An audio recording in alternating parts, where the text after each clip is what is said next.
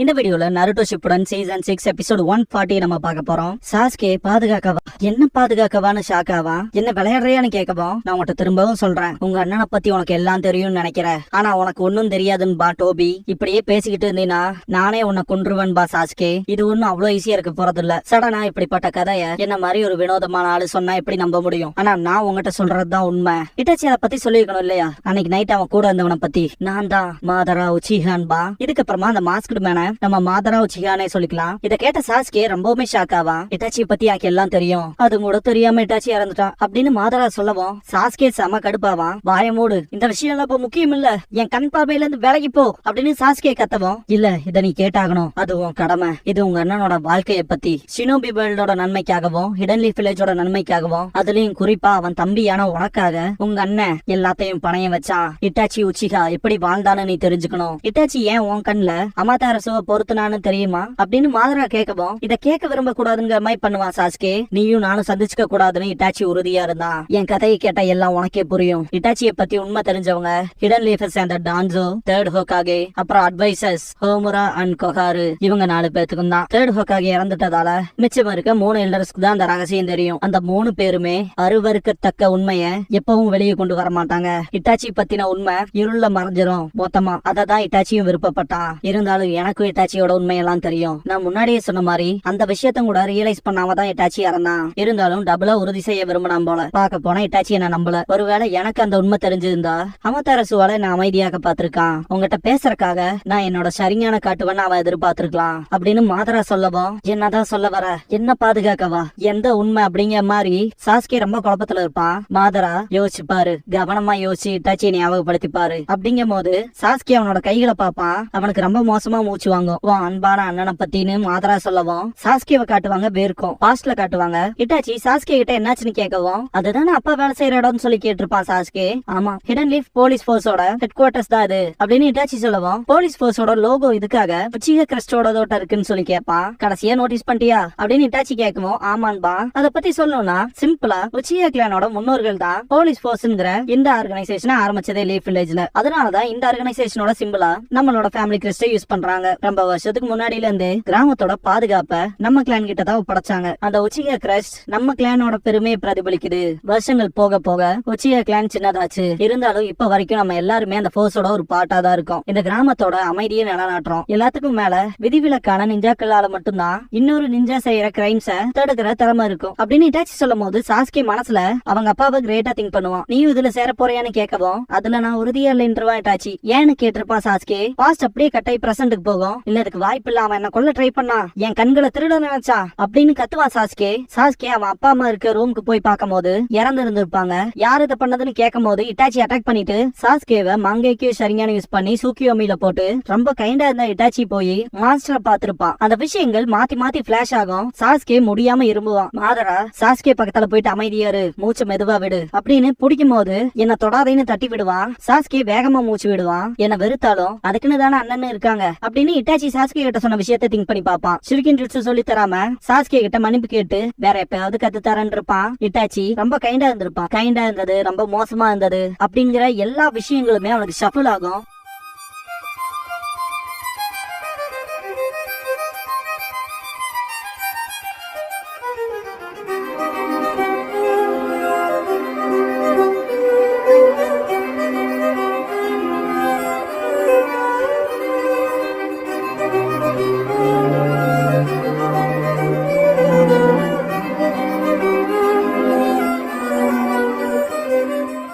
Opening song முடிஞ்சதுக்கு அப்புறமா fat அப்படிங்கிற இந்த எபிசோடோட டைட்டில் போட்டு ஸ்டார்ட் பண்றாங்க.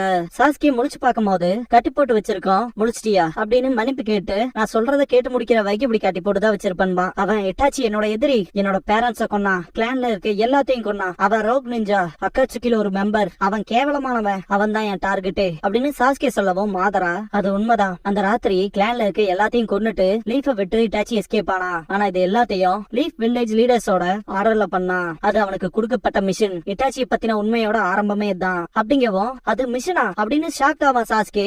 ஆமா, அந்த ராத்திரி இட்டாச்சி அவனோட பர்சனல் ஃபீலிங்ஸ கொன்னுட்டு அவன் மிஷினை முடிச்சான். பார்க்க போனா அமைதியாயிட்ட போல அப்படின்னு மாதரா சொல்லவும், இன்னும் நீ என்ன சொல்ல வரேன்னு எனக்கு புரியலன்பா சாஸ்கே. இட்டாச்சியை பத்தி பேசுறதுக்கு ஹிடன் லீஃப் வில்லேஜ் தொடங்கப்பட்ட ஆரம்ப காலத்துக்கு நான் அவனை கூட்டிட்டு போகணும். இட்டாச்சி தன்னை தியாகம் பண்ணா, காலம் காலமா தொடர்ற விதி இது, அதுக்காக பலியாக்கப்பட்டான் அப்படின்னு மாதரா சொல்லவும், தியாகம் பண்ணானான்ட்டு ஷாக் ஆவான் சாஸ்கே. அதேதான், ஹிடன் லீஃப் வில்லேஜ் நிறுவப்பட்ட காலத்துல இருந்தே ஒரு பெரிய பிரச்சனை பேருன்றுச்சு. அதுதான் இட்டாச்சியோட வாழ்க்கையை தீர்மானிச்சது. அது பெரிய கதை, ஆனா நான் சொல்ற எல்லாமே உண்மைதான் அப்படின்னு மாதரா சொல்லவும், எந்த அடிப்படையில நான் உன்னை நம்புறது, நீ எல்லாம் நம்பத்தகாதவன் அப்படின்னு சாஸ்கே சொல்லவும், ப்ரூஃப்னு என்னால எதையும் காட்ட முடியாது, ஆனா அந்த கதையை முழுசா நீ கேட்டு முடிச்சதுக்கு அப்புறமா அதை நீ நம்பறையா இல்லையாங்கிறத பொறுத்துதான் எல்லாம் அப்படின்னு மாதரா சொல்லவும், ரெண்டு பேரும் மூஞ்சி பாத்துக்குவானுங்க. சாஸ்கே கடைசியா, சரி சொல்லுன்பா, இது எல்லாம் 80 வருஷத்துக்கு முன்னால ஆரம்பிச்சது. உலகம் போர்க்காலங்கள்ல குழப்பத்துல இருந்தது. நேஷன்ஸ் பவர்க்காகவும் நிலப்பரப்பை எச்சு பண்றதுக்காகவும் சண்டை போட்டுக்கிட்டாங்க. அந்த போர்க்காலங்கள்ல ஷினோபிஸ் ஆயுதம் ஏந்திய பிரிவுகளா தனிப்பட்ட கிளானா இருந்தாங்க. அவங்க போர்ல பங்கேற்க பல்வேறு நாடுகளால பணியமர்த்தப்பட்டாங்க. அந்த அத்தனை கிளான்ஸ்லயும் 2 ஸ்ட்ராங்கஸ்டான நிஞ்சா கிளான்ஸ் பார்த்து எல்லாரும் பயந்தாங்க. ஒன்னு நம்மளோட உச்சிஹா கிளான், இன்னொன்னு ஃபாரஸ்டோட செஞ்சு கிளான். உச்சிஹா கிளானை சேர்ந்த நமக்கு அதிகப்படியான சக்கராவும் ஷரிங்கானும் இருந்துச்சு. எல்லா வகையான போர்லயும் சிறந்து விளங்குனதுனால போரிடுற கால கிளான்னே அறியப்பட்டுச்சு.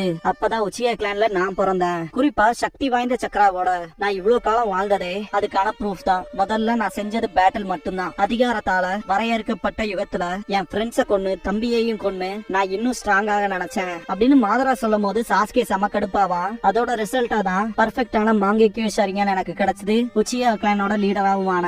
அந்த சக்தியோட என்ன முடியாத அளவுக்கு செஞ்சு கிளானோட நான் சண்டை போட்டிருக்கேன். செஞ்சு கிளானோட லீடரான ஹாஷிராமாவை நான் எதிர்க்கிறது தவிர்க்க முடியாததா இருந்துச்சு. குட் ஸ்டைல் ஹாஷிராமா செஞ்சு வருங்கால ஃபர்ஸ்ட் ஹோக்காகே ஷினோபி வேர்ல்ட்ல எப்பவுமே டாப்ல இருந்தான். அப்புறம் நான் ரொம்ப மதிச்ச ஒருத்தன். செஞ்சு கிளான வழி நடத்தினது ஃபர்ஸ்ட் ஹோக்காகேவான ஹாஷிராமா.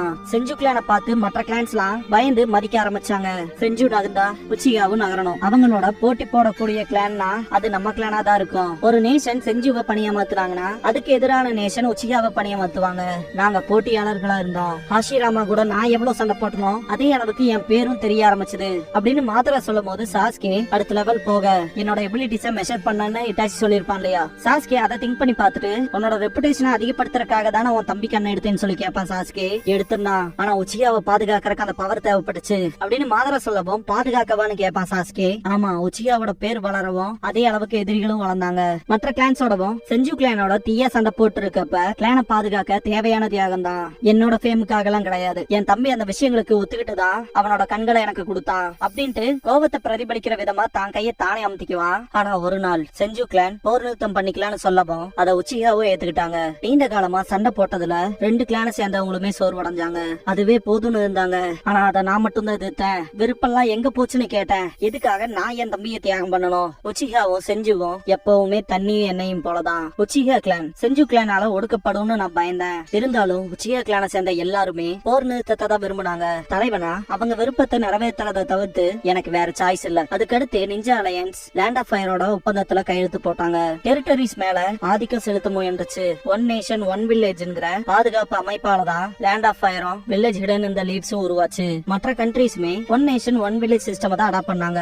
அப்படியே அந்த போருங்கிற நெருப்பு அணைக்கப்பட்டுச்சு. உடனடியான அமைதி. ஆனா சில நிகழ்வுகள் காரணமா லீஃப் வில்லேஜ் சீக்கிரமாவே கொந்தளிப்புல இறங்குனாங்க அப்படின்னு மாதரா சொல்லவும் சாஸ்கே என்ன நிகழ்வுன்னு கேட்பான். ஃபர்ஸ்ட் ஒக்காகேவோட சீட்டுக்கான சண்டை உனக்கே தெரியும் நினைக்கிறேன். அந்த சீட்டை ஃபர்ஸ்ட் எடுத்துக்கிட்டது ஹாஷிராமா செஞ்சு. லேண்ட் ஆஃப் ஃபயரும் என்டையர் கிளானுமே ஹாஷிராமாவை தான் தேர்ந்தெடுத்துச்சு. அதிகாரத்துல உச்சிகாவோட பிடி தளர்த்தப்படுங்கிறது தவிர்க்க முடியாத ஒண்ணு. கிளானை காப்பாத்துறதுக்கு உச்சிகா தான் லீடர்ஷிப் எடுத்துக்கணும்னு முடிவு பண்ணேன். அதுக்காக நம்ம ஹாஷிராமாவை எதிர்க்கணும்னு சொன்னேன். ஆனா ஒருத்தன் உச்சிகா கிளான்ல இருந்து ஒருத்தன் கூட என்ன சப்போர்ட் பண்ணல. ஒருத்திய மூட்ட விரும்பாத என்னோட சப்பார்டினேட்ஸ் இறக்கமே இல்லாம எனக்கு துரோகம் பண்ணானுங்க. தன்னோட ஆசையை தீர்த்துக்கிறதுக்காக சுயநலமா இருக்கான். பேராசை பிடிச்சவன குற்றம் சாட்டினது மட்டும் இல்லாம தன்னை காப்பாத்திக்க தான் தம்பியோட கண்களை தேடுனவன்னு தூத்துனாங்க. எந்த அண்ணன் தான் தம்பிய வேணும்னே காயப்படுத்துவான். நான் உச்சிகாவை பாதுகாக்கணும்னு நினைச்சேன். கிராமத்தை விட்டே வெளியே வந்தேன். எல்லாரும் எனக்கு துரோகம் செஞ்சாங்க. பழி வாங்குறவனா மாறினேன். லீஃப் வில்லேஜுக்கு எதிராக போர் புரிய போறேன்னு அறிவிச்சேன் அப்படின்னு மாதரா சொல்லவும், ஹாஷிராமா வெர்சஸ் மாதரா சண்டை போட்ட விஷுவல் இமேஜஸ் மட்டும் காட்டுவாங்க. ஃபைனல் வேலைன்னு சொல்லப்பட்ட அந்த இடத்துல நான் தோத்தேன். நான் அங்கேயே செத்துட்டேன்னு சொல்லப்பட்டுச்சு. அத ஹாஷிராமாவுமே நம்பினா. அதுக்கப்புறமா எல்லாரும் என்ன மறந்துட்டாங்க.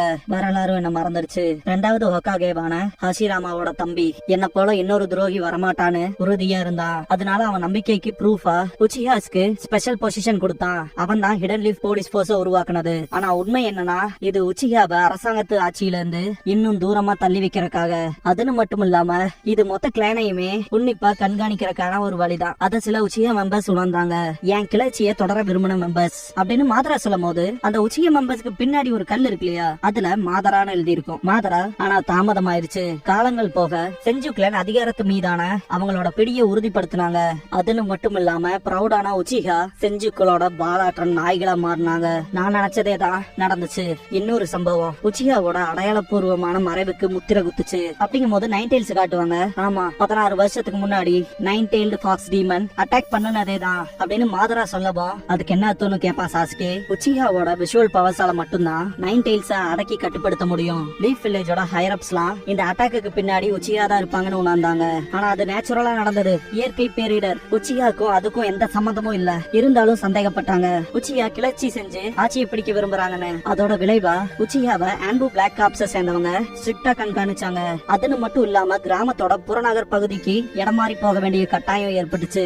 மொத்தமா தனிமைப்படுத்திட்டாங்க. 3வது ஹொக்காகே மட்டும்தான் இது எல்லாத்தையுமே எதிர்த்தாரு. ஆனா ஆன்பு பிளாக் காப்ஸோட டான்சோவும் மற்ற கவுன்சிலர்ஸும் அதை காதலியே வாங்கிக்கல. கடைசியில உச்சிகா கிளான அவங்க நம்பவே இல்ல. அங்கதான் பாகுபாடும் தொடங்குச்சு அப்படின்னு மாதரா சொல்லும் போது இட்டாச்சி உச்சிகா கிரஸ்ட்ல அடிச்சிருப்பான் இல்லையா குணாயை வச்சு, அந்த இடத்த காட்டுவாங்க. மாதரா அவங்களோட அவநம்பிக்கை வெறுப்பாச்சு. இறுதியில அவங்க சந்தேகம் நிஜமாச்சு. உச்சிகா கிளான் கிராமத்தை கைப்பற்ற ஒரு சதி திட்டத்தை போட்டிருந்தது. லீஃப் வில்லேஜோட ஹையர்அப்ஸ்லாம் உச்சிகா கிளான்குள்ளே ஒரு உளவாளியை வச்சாங்க. அந்த உளவாளி உன் அண்ணன் தான் இட்டாச்சி உச்சிகா. அந்த மொமெண்ட்ல இருந்து இட்டாச்சியோட வேதனைகள் தொடங்க ஆரம்பிச்சது அப்படின்னு மாதரா சொல்லவும் சாஸ்கேவோட முகமே மாறும்.